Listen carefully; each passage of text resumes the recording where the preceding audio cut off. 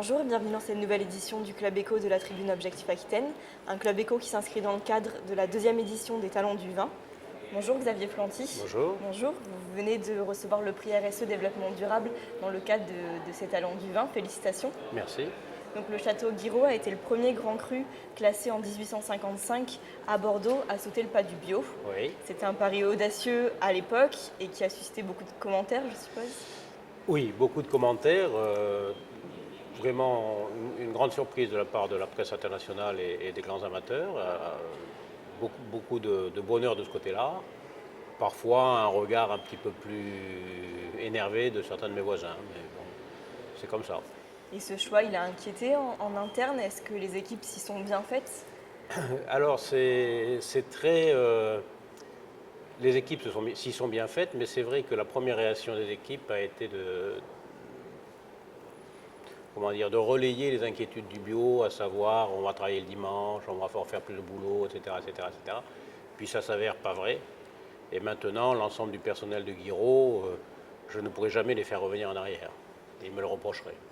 Et quelles sont les grandes différences En fait, l'agriculture biologique vous oblige à vous réapproprier le métier de vigneron, c'est-à-dire à être excessivement observateur à la fois de la vie des sols, de la botanique qui va vous indiquer ce qui se passe au niveau de vos sols, et puis bien évidemment de la prophylaxie où il faut être en avance en permanence sur les façons de la vigne, et puis avoir une surveillance très précise du vignoble, de son état physiologique, de l'observation de son état de santé, etc. C'est un métier d'observation.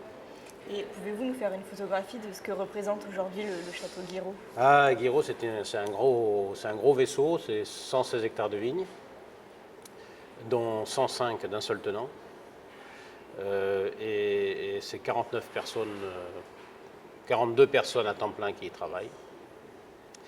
Et c'est une propriété qui a une particularité, c'est qu'elle a toujours gardé un encépagement très traditionnel de Sauternes, avec 35% de Sauvignon et 65% de Sémillon. Et nous avons toujours eu des pratiques très soft, et le passage en bio nous a paru évident pour aller plus loin dans la qualité du vin. Et la production du château Guiraud? C'est à peu près 100 000 bouteilles de grand vin, 100 000 bouteilles de deuxième vin et 150 000 bouteilles de sec. D'accord. Et quels sont vos projets, vos envies pour le château Guiraud?